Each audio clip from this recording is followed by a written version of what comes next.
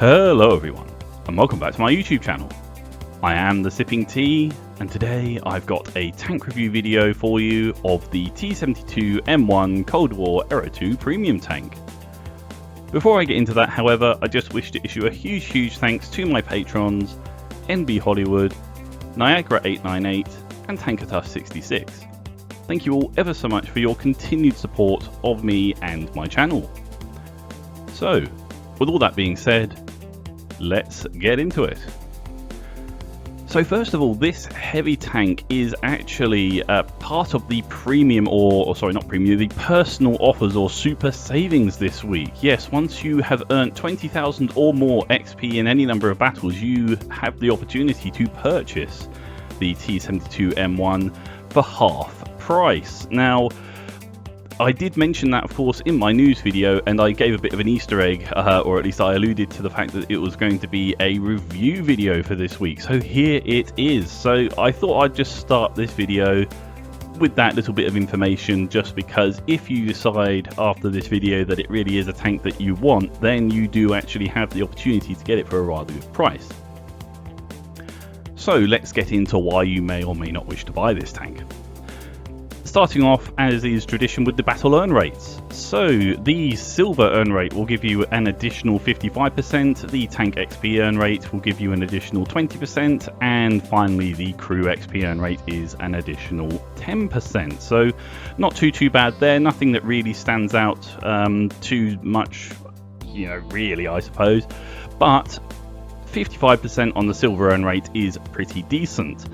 The full price for this tank in terms of gold cost is 12,500, so of course you can pick this tank up for, if it's going to be half price, I would imagine it would be 6,250. So yeah, that's a pretty decent price for an Era 2 heavy tank. Moving on from there, let's now talk about the gun. So as ever, these statistics are all basic, so they haven't got any influencing factors like the crew skills or in any of the equipment, anything like that. So the rate of fire is 5.94 rounds per minute, which is reasonably quick for a heavy tank. The reload time is 10.1 seconds. The aim time is 2.3 seconds, and the accuracy is 0.3. So not too bad, I suppose. 10 seconds for a reload can be agonizingly slow, but of course, as I mentioned, this is sort of the vanilla state of the gun, so you will get far improved reload time with all of the additional boosters. Gun depression is 6 degrees and gun elevation is 14 degrees, so nothing too special there, but then again, it is a Soviet tank, so nothing really too surprising. In fact, because it's 6 degrees, that actually makes it a little bit better than some of its sort of counterparts in the Soviet line, at least. From there, let's now talk about the penetration values. So for the standard rounds, it is 381mm. The premium rounds offer 420mm, and you'll be doing 550 damage on both of those. The tank comes in at 3000 HP, which is pretty decent again for Era 2. It's right up there with some of the big boys, I suppose. There's not too many tanks in Era 3 that have more HP than that. Let's now talk about the engine and mobility. So the engine horsepower is 1050, which gives it a 25.05 horsepower to ton ratio, allowing it to reach a maximum forward speed of 60.3 kilometers an hour and 18 kilometers an hour in reverse. The fire chance, my favorite statistic of any tank, is just 10%, so not too bad compared to some, but naturally, what am I going to be recommending? Yes, it's going to be a fire extinguisher, isn't it? Of course it is. So now we move on to the armor viewer section of this video. So here you can see that there is quite a lot of spaced armor on the T-72M1. Some bits are going to be quite small and inconsequential, so I'll more or less gloss over those, but yeah, let's get straight into it. So some spaced armor on the back of the turret there at 6mm, 10mm for well, space armor again, just above the tracks. 11mm is a very small nodule there. 15mm is the fuel tanks on the back. 16mm is some spaced armor on the front of the tank on the upper glacis. 20mm is what you get for the tracks, the little built-in mudguards, and the entirety of the underside of the hull. 25mm is some spaced armor around the side of the tracks there, some sort of side skirts. 30mm is the entirety of the sort of the engine deck and the part directly beneath the turret. 40mm is what you get for the very rear of the tank. 45mm is a very thin strip on the very top of the turret. 55mm is what you get for the gun. 60mm is the start of the good stuff for the upper plate at the front of the tank just there. Many layers of armor will build that front plate up. 70mm is what you get for the sides of the rear of the tank. 80mm is what you get for the sides at the front of the tank. 90mm is the start of the many layers at the front of the turret on this tank. 100mm is the very cap of the commander's turret. 105mm is yet another addition to the upper plate at the front of the tank. 110mm is the turret ring. 115mm is the upper part of the lower plate at the front of the tank.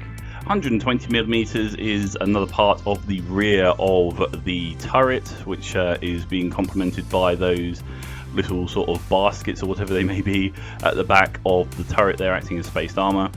150mm is what protects the majority of the lower part of the cupola alongside the sort of parallel side of the turret on the opposite side to the commander's turret. 260mm is a very thick part of the armor on this tank at the rear sides of the turret. 265 is another layer of spaced armor for the front of the turret. 280mm is what you get for the gun mantlet, and finally this, well, T-72M1, a bit like the Enigma, is trying to pull off the sort of almost bandana look in the turret just here, where you can see for 290mm there is a sort of thin ribbon of armor going over the top and part of the sides of the front of the turret. Moving on from there, let's talk about equipment and consumables. Let's go with the consumables first. Now you can see, of course, in the game footage what consumables I have, and it is what I've referred to in the past as the Holy Trinity. It's what I tend to carry most of the time. So that is the premium repair kit, the standard med kit, and the standard fire extinguisher. I know this isn't everyone's cup of tea, let's say, but for me it works. I know it could be more optimized. People will often not wish to run the fire extinguisher, which is pure heresy, and you're wrong. You're just wrong. There's no personal choice in that. You're wrong. You do you. It's fine, whatever. So I would say that I personally don't think that anything in terms of the other types of consumables would really have too much additional benefit on this tank. I'm probably shooting myself in the foot saying that. My thought being that this tank, like most heavies, doesn't really benefit from the smoke. It also, I think, doesn't really benefit from the rations. I really would say that it's such a minimal improvement for this tank. So I personally would steer clear of that. However, I know that I probably just made some people spit out their drink at the pure heresy of don't use rations on this tank, because I know some people will run those as standard, which is fine, of course. From there, let's talk equipment. So with the little graphic on the screen for this one as well, you can see that I run vents, advanced loader, and gun stabilizer. This once again is sort of the standard loadout that I tend to have for my tanks. It's something that I feel that works rather well. The vents, of course, improve just about every single aspect of the tank. The loader, of course, I want to be able to reload that gun a bit quicker to get those shells down range and hopefully score some more damage. The 10-second reload on this tank is rather punishing, so to be able to reduce it down with that advanced loader really does help. And the gun stabilizer, anything that will help you improve accuracy, particularly on a Russian gun that only has a standard 0.3 for accuracy, it really does help improve the situation. And I think you'll be able to see from the game footage that I've been able to pull off some rather disgusting shots whilst on the move as well. So yeah, this tank does benefit, I think, from those pieces of equipment quite nicely. So that's my recommendation. It's what I tend to use as my default layout, so it may be worth doing it. Hopefully I haven't upset too many people with the dismissing of the rations. I know that can be quite a contentious subject. So moving on from there, let's now talk commander skills. So with the little graphic that you can see on the screen just here, you can see that I have currently got 5 skills out of 9 on this commander. That is because I use this tank alongside a lot of other Cold War tanks as commander crew trainer tanks. So starting then with the first skill, I have Sixth Sense, which then moves into Born Leader, Rapid Loading, Steady Aim, and Run and Gun.